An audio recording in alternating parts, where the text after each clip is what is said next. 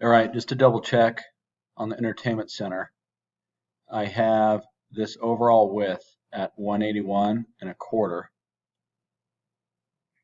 And because you're doing rock on the sides, I have the cabinets on the left and right 3 inches off. So there'll be a filler piece on the side for the rock to die into. And from the bottom of the cabinet, from the toe kick right here to the top, I have, it's like 88 inches.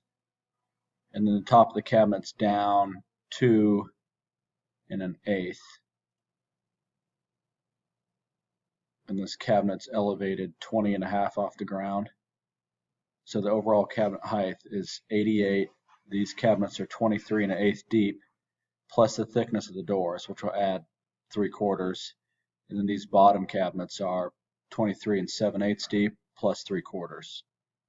And this gigantic countertop that runs all the way. But if you can confirm those, I can get this moving.